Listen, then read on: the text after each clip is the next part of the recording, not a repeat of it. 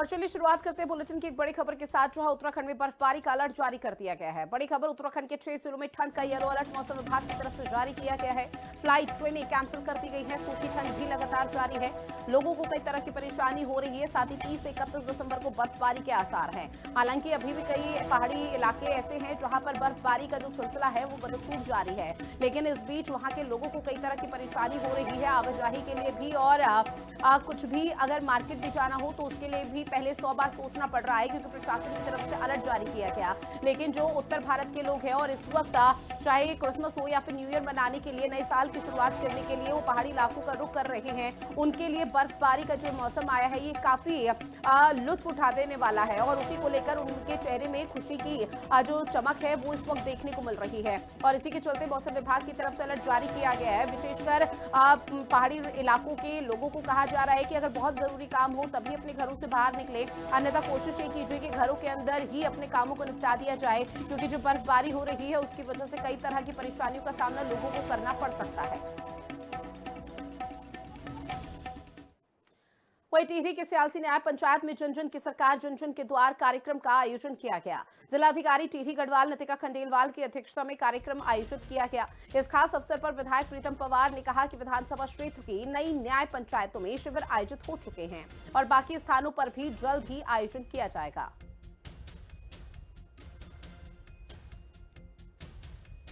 तो देखिए, राज्य सरकार की तरफ से इस वक्त 45 दिन तक जन जन की सरकार जन जन के द्वार कार्यक्रम चलाया जा रहा है और इसकी शुरुआत हो चुकी है, जहां पर जो अधिकारी हैं प्रशासन के वो लगातार गांव में पहुंच रहे हैं, लोगों से समस्याएं पूछ रहे हैं और किस तरह की समस्या हो सकती है, क्योंकि अमूमन तौर पर देखने को मिलता है कि पहाड़ी इलाकों के लोगों को सीधा देहरादून रुख करना पड़ता है अपनी समस्याओं को सीएम के समक्ष रखने का। और उसी के तहत ये जो कार्यक्रम है बेहद खास माना जा रहा है।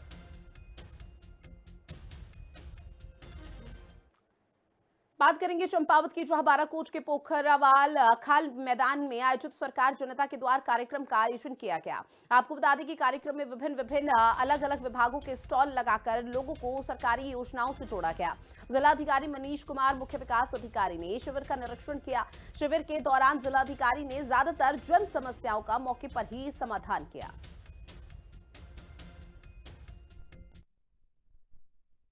सरकार जन जन के द्वार और जन जन की सरकार जो है अभी माननीय मुख्यमंत्री जी के परिकल्पना, उनके निर्देशों और उनके दूरदर्शिता के दृष्टिगत लोग सभी प्रशासन के सभी जो अधिकारी हैं, कर्मचारीगण हैं, अभी दूरस्थ क्षेत्रों में न्याय पंचायत स्तर पर हम लोग जा रहे हैं और गांव-गांव में न्याय पंचायतों के जितने भी हमारे सामान्य जनप्रतिनिधि हैं उनसे आह्वान करके उनके सहयोग के साथ हम लोग कैंप लगा रहे हैं, जिसमें राज्य सरकार और केंद्र सरकार की कुल 23 जो है विभाग विभिन्न प्रकार के लाभ दे रहे हैं। आज के जैसे कैंप के बारे में आप विदित हैं।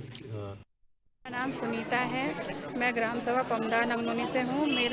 मुझे पशुपालन विभाग से गाय मिली थी, जिसमें 36,000 में मिली। मैं उससे गाय लेके आई हूँ, जिससे मैं अपना दूध डेयरी में लगाकर बेच रही हूँ। मेरी अच्छी आजीविका जिससे मेरा मतलब घर अच्छे से चल रहा है, आजीविका अच्छे से चल रही है। मैं पशुपालन विभाग का धन्यवाद करती हूँ, साथ ही डीएम साहब का भी धन्यवाद करती हूँ, धामी जी का भी धन्यवाद करती हूँ।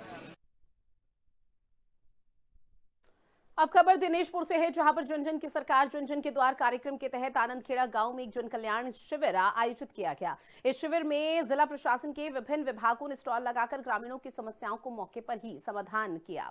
वहीं राजस्व, समाज कल्याण, स्वास्थ्य, विद्युत और जल संस्थान जैसे विभागों के शिविर भी लगाए गए।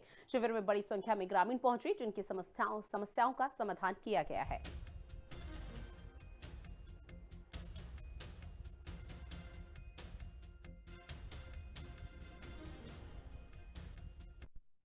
के नेतृत्व में पिछले 4 साल में जन कल्याण की सरकार चल रही है। उन्होंने संकल्प लिया है जन जन की सरकार जनता के द्वार। ये 45 दिन का अभियान है।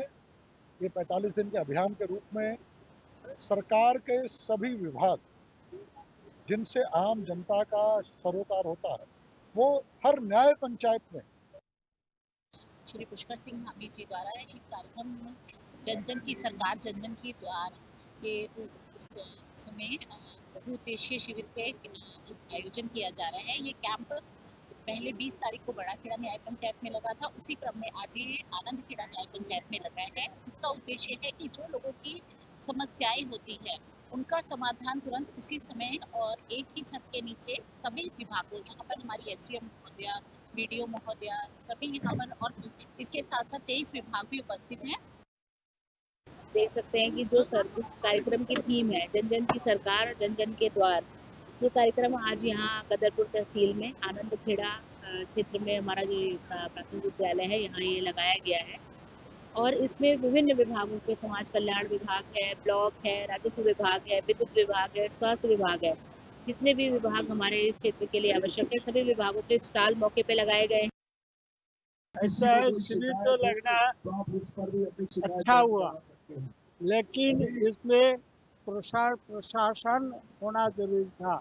लोगों को सूचना इतना नहीं मिल पाया, इसलिए सूचना होना जरूरी है और इस तरह का दोबारा लगना चाहिए जिससे कि आम आदमी के पास ये सूचना पहुंचे। अब खबर जसपुर से है, जहां पर सरकार के खिलाफ किसान यूनियन ने जसपुर के सुभाष चौक पर जमकर प्रदर्शन किया। किसान यूनियन एसएमआई के खिलाफ अनिश्चितकालीन अनशन पर बैठे हुए हैं, जहां पर प्रदर्शनकारियों ने एसएमआई पर भ्रष्टाचार और गंभीर आरोप लगाते हुए निष्पक्ष कार्रवाई की मांग की है। किसान नेताओं का फिलहाल कहना है कि उनकी मांगों पर ध्यान नहीं दिया गया तो आंदोलन को और तेज किया जाएगा।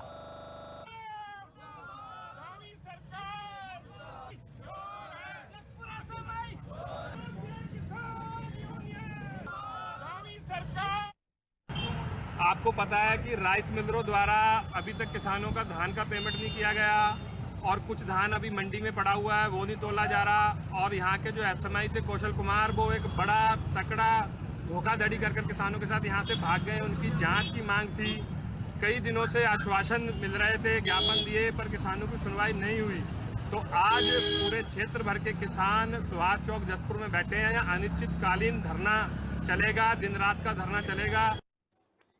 वहीं बेरीनाग में युवा कल्याण विभाग के तहत विधायक चैंपियनशिप ट्रॉफी को लेकर विकासखंड सभागार में बैठक का आयोजन किया गया। बैठक की अध्यक्षता विधायक फकीर राम टमटा ने की है और सभी संबंधित विभागों को दिशा निर्देश जारी किए। उन्होंने ज्यादा से ज्यादा खिलाड़ियों को प्रतियोगिता में हिस्सा लेने के लिए प्रोत्साहित भी किया है।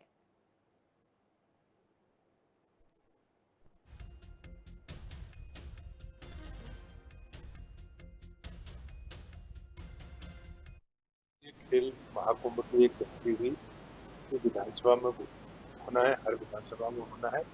हमारे यहाँ भी आज इसकी तैयारी बैठक की गई है। जगह जगह पर खेल प्रतियोगिता जो है बच्चों के द्वारा कराई जाएगी।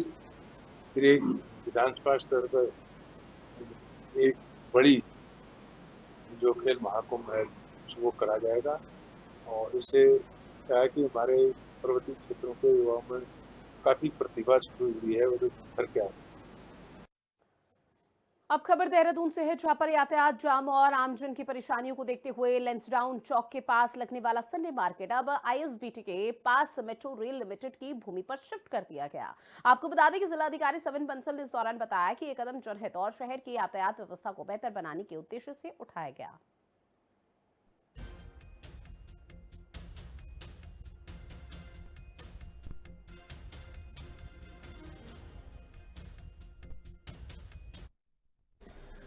देखिए, संडे मार्केट जैसे जो हमारे मुद्दे होते हैं तो उसमें हमको बैलेंस्ड व्यू लेना पड़ता है, because we live in a democratic framework और सभी के हितों को ध्यान में रखना है। तो जो वहाँ पर हमारे व्यापारी लोग हैं या फैमिलीज़ हैं जो अपना इनकम अर्न करते हैं by selling their goods produce या जो उन्होंने एग्रीगेट किया है, तो उनका रोज़गार भी चलता रहे और साथ ही कोई ट्रैफिक जाम कंजेशन हमारी जो निगम के लिए एक वहाँ पर बाद में सॉलिड वेस्ट डिस्पोजल का एक बहुत बड़ा इशू बन जाता है, क्योंकि शहर के बीच में ही था पहले हमारा संडे मार्केट। और जितनी भी एमरजेंसीज सेवाएं हैं, एम्बुलेंसेस, पशु एम्बुलेंस या हमारी फायर सर्विसेज या कोई law and order related movement हैं, हमारे बुज़ुर्ग बच्चे बहुत सारे उसमें पैदल यात्री भी होते हैं या टू व्हीलर्स में होते हैं, उन सबको डेफिनेटली प्रॉब्लम्स तो हो रही थी। बात अगली खबर की करेंगे, जहां नगर निगम काशीपुर द्वारा सिंगल यूज प्लास्टिक के दुष्प्रभावों को लेकर आम जनमानस को जागरूक करने के उद्देश्य से झोला उठाओ प्लास्टिक घटाओ अभियान के तहत जन जागरूकता रैली निकाली गई। आपको बता दें कि इस रैली को मुख्य बाजार और पुरानी सब्जी मंडी से होकर निकाला गया, जहां लोगों से अपील ये भी की गई है कि वो प्लास्टिक के बजाय कपड़े या फिर जूट के थैलों का इस्तेमाल करें। अभियान के दौरान स्वयं सहायता समूह की महिलाओं ने दुकानदारों को कपड़े के झोले वितरित किए हैं और no single use plastic sticker लगाए।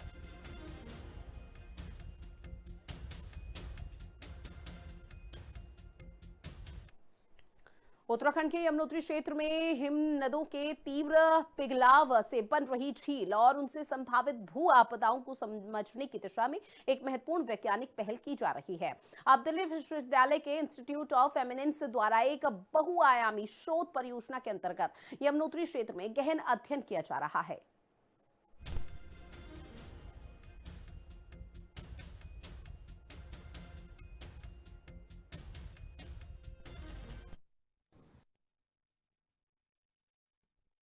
मेरा नाम लपासी, I'm from Kenya. I'm currently studying MA Geography and Delhi School of Economics, Delhi University.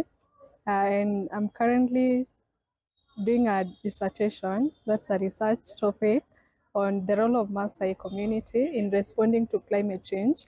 भविष्य में आने वाला संभावित खतरा है, उस पर हम एक बड़ा प्रोजेक्ट कर रहे हैं और उस प्रोजेक्ट के सिलसिले में हमारे साथ डॉक्टर ओम जी रंजन और साथ में पीएचडी स्कॉलर अरविंद जी और सारांश जी और साथ में दुर्वेश। ये हमारा प्रोजेक्ट का मेन हिस्सा है, जो कि आने वाले समय में हम सरकार से लेकर के स्थानीय जनता को बता सकें कि जो झील बन रही है, मोरेन्स का स्थिति। जी नमस्कार, मेरा नाम डॉक्टर ओम जी रंजन है। हम एक प्रोजेक्ट पे काम कर रहे हैं जिसका मैं को पीआई हूँ। पीआई प्रोफेसर पीडब्ल्यू पांडे हैं, वो सेंटर फॉर हिमालयन स्टडीज़ के डायरेक्टर हैं। और हम जो यहाँ करने आए हैं सर, वो यमुनोत्री से रिलेटेड है। यमुनोत्री ग्लेशियर्स के आसपास जितने भी ऐसे मोरंग हैं, उसके आसपास जो लेक बन रहे हैं, मतलब डीग्लेशिएटिंग लेक जो बन रहे हैं। अगली बड़ी खबर जो उत्तरकाशी के नौगांव में आज 3 दिवसीय रवाई लोक महोत्सव का शुभारंभ रंगारंग सांस्कृतिक कार्यक्रमों के साथ किया गया। आपको बता दें कि मुख्य अतिथि जिला पंचायत अध्यक्ष रमेश चौहान ने दीप प्रज्वलन कर मेले का विधिवत उद्घाटन किया। अब इस खास अवसर पर बाबा बौखनाग देवता के माली रुद्रेश्वर महाराज के माली और माता भद्रकाली के माली की साक्षी में लोक महोत्सव का शुभारंभ हुआ।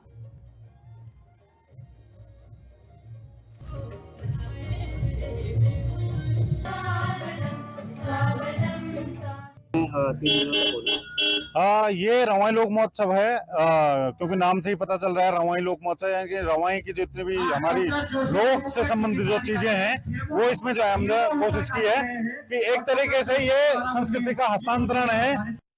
ये रवाई लोक महोत्सव है, क्योंकि नाम से ही पता चल रहा है रवाई लोक महोत्सव, यानी कि रवाई की जितनी भी हमारी लोक से संबंधित जो चीजें हैं वो इसमें जो है हमने कोशिश की है कि एक तरीके से ये संस्कृति का हस्तांतरण है, ये परंपराओं का हस्तांतरण है।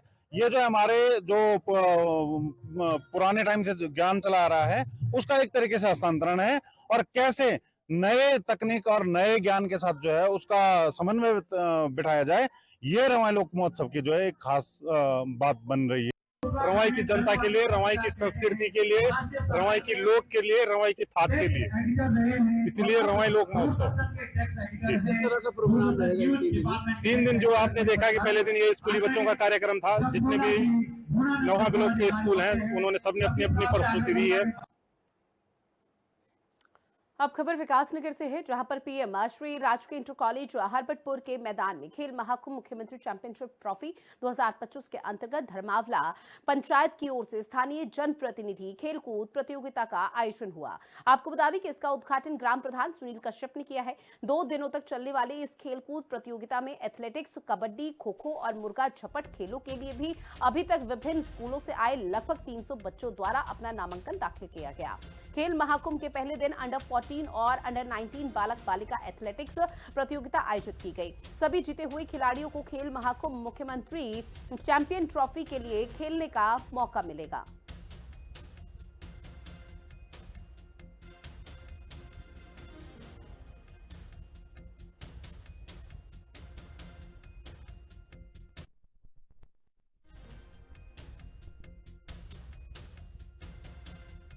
हाँ, यहाँ पर खेल महाकुंभ मुख्यमंत्री चैंपियनशिप ट्रॉफी 2025 के अंतर्गत स्थानीय जनप्रतिनिधि खेल प्रतियोगिता 2025 जो कि न्याय पंचायत स्थित धर्मावाला पर आज प्रारंभ हुई। इसमें हमारे मुख्य अतिथि हमारे फतेहपुर ग्राम सभा के प्रधान श्री सुनील कुमार जी द्वारा इसका उद्घाटन किया गया।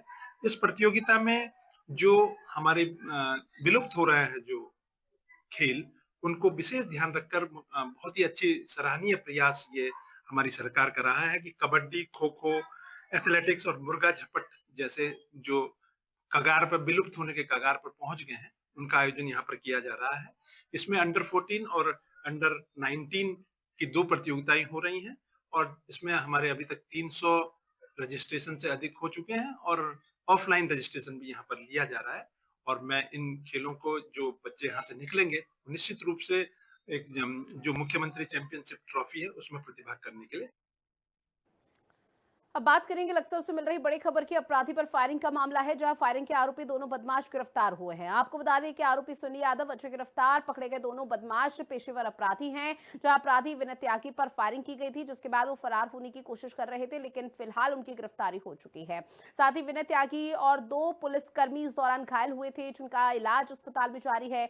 पुलिस फिलहाल दोनों ही हिरासत में लिए गए आरोपियों से पूछताछ कर रही है। तो लक्सर से बड़ी खबर, जहां आपको बता दें कि दिन दहाड़े फायरिंग की गई, अपराधी पर फायरिंग का मामला है। और जो खबरें अब तक सामने है उसमें ये कहा जा रहा था कि कोर्ट में पेशी हो रही थी, जिस दौरान ये पूरे घटनाक्रम को अंजाम दिया गया। फायरिंग के आरोपी दोनों बदमाश फिलहाल गिरफ्तार हो चुके हैं। आरोपी सन्नी यादव, दूसरा अजय बताया जा रहा है, जिनकी गिरफ्तारी हुई है। अब पकड़े गए दोनों बदमाश पेशेवर अपराधी हैं। जो अपराधी विनय त्यागी पर फायरिंग की गई थी, जिसके बाद विनय त्यागी और 2 पुलिसकर्मी इस पूरे घटनाक्रम में घायल हुए थे, जिनका इलाज अस्पताल में जारी है। फिलहाल पुलिस ने दोनों आरोपियों से पूछताछ का सिलसिला शुरू कर दिया है।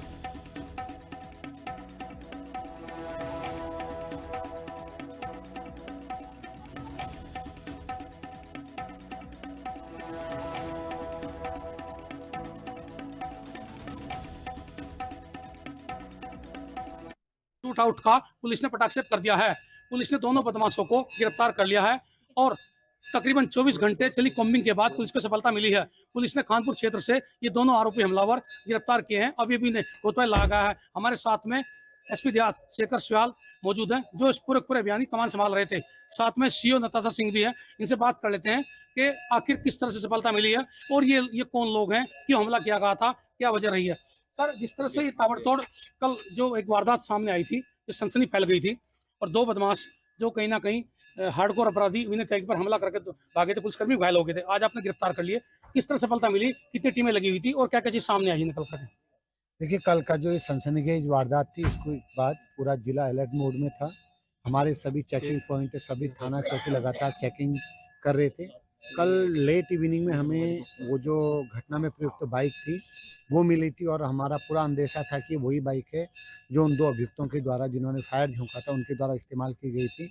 बाकी जो डिटेल से पूछताछ के बाद हमें पता लेगा, हम आपको प्रॉपर एक प्रेस कॉन्फ्रेंस के माध्यम से आप सबको अपडेट करेंगे। चलिए, तो ये थे एसपी देहात शेखर सयाल, जिन्होंने साफ तौर पर बताया कि अभी तक की जो कार्रवाई हुई है उसमें पुलिस की 10 टीमें लगी हुई थी। इस मुखबरी तंत्र भी कहीं ना कहीं पुलिस के साथ में था और सर्च अभियान के तहत ये सफलता मिली है। मैं बता के खानपुर के सिकंदरपुर गांव के जंगल से दोनों आरोपी हमलावर गिरफ्तार किए गए हैं, जिन्होंने कल अपराधी विनय त्यागी पर हमला किया था। इसमें 2 पुलिसकर्मी घायल हुए थे। अब शॉर्ट पूछताछ में केवल इतना पता चला है कि दोनों के दोनों हमलावर कहीं ना कहीं बड़े अपराधी हैं। इनमें से एक तो अभी पिछले दिनों ही जेल से छूट कर आया है और उस पर भी 10-12 मुकदमे दर्ज हैं। अभी आगे ये किस गिरोह से जुड़े हुए हैं, इसका मोटिव क्या था हमला करने का, उसकी यानी जो इंट्रोगेट इन्हें किया जाएगा, आगे जो पूछताछ का दौर चलेगा, अगले पार्ट में पुलिस इस पूरे मामले का खुलासा करेगी। फिलहाल दोनों को कोतवाली लाया गया है और डॉक्टरी के लिए अब आगे की यानी इनकी डॉक्टर परीक्षण कराने के बाद लिखा पढ़ी होगी, फिर पूछताछ शुरू की जाएगी। जसवीर सिंह, हिंदी खबर अक्सर। वहीं क्वीन ऑफ हिल्स मसूरी में चल रहे विंटर कार्निवल ने इस बार सूरत मौसम में स्वाद और संस्कृति की गर्माहट भी खोल दी है। दरअसल मॉल रोड पर आयोजित फूड फेस्टिवल में उत्तराखंड के पहाड़ी उत्पादों से तैयार पारंपरिक और आधुनिक व्यंजनों की जबरदस्त धूम देखने को मिली है। और देश ही नहीं बल्कि विदेशों से भी मसूरी पहुंचे पर्यटक भी पहाड़ी व्यंजनों का स्वाद भरपूर आनंद उठा रहे हैं। कार्यक्रम का शुभारंभ कैबिनेट मंत्री गणेश जोशी ने किया, जहां गणेश जोशी ने विंटर कार्निवल के अंतर्गत द्वारा लगाए गए फूड स्टॉलों का विधिवत उद्घाटन किया और विभिन्न स्टॉलों का अवलोकन किया। विंटर कार्निवल की बधाई देती हूँ और आज फूड फेस्टिवल का भी यहाँ पे उद्घाटन हुआ है और आप जिस तरीके से देख रहे होंगे कि लोकल फूड ने यहाँ पे धूम मचा रखी है। और एक जो सबसे अच्छी जो बात है कि हम लोग अपने बच्चों के लिए जो चिंतित रहते हैं कि बच्चे जंक फूड खाते हैं, लेकिन उसका विकल्प भी आज यहाँ कार्निवल में देखने को मिल रहा है। हमारे मंडवी के चाउमीन है, हमारी मंडवी के मोमोज है, जिसके लिए बच्चे सारा खाना भूल जाते हैं, लेकिन वो चाउमीन बच्चों को चाहिए होता है। इस कार्निवाल के माध्यम से हमारी लोक संस्कृति, हमारी कला, हमारा पहनावा, हमारा खान पान, इसका प्रचार प्रसार कार्निवाल के माध्यम से होता है। आज टाइम्स ऑफ इंडिया और हिंदू के द्वारा फूड फेस्टिवल यहाँ पर लगाया गया, जिसमें हमारे पहाड़ के परंपरागत भोजन उसमें परोसे गए हैं।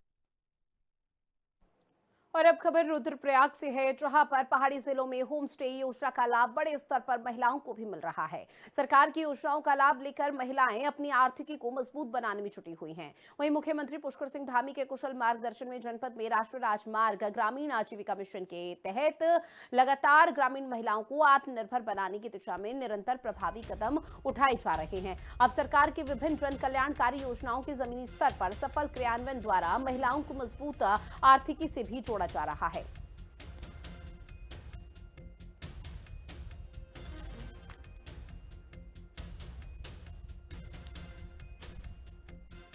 और चलिए, उत्तराखंड के इस बुलेटिन में इतना ही। आप बने रहिएगा हिंदी खबर के साथ। नमस्कार।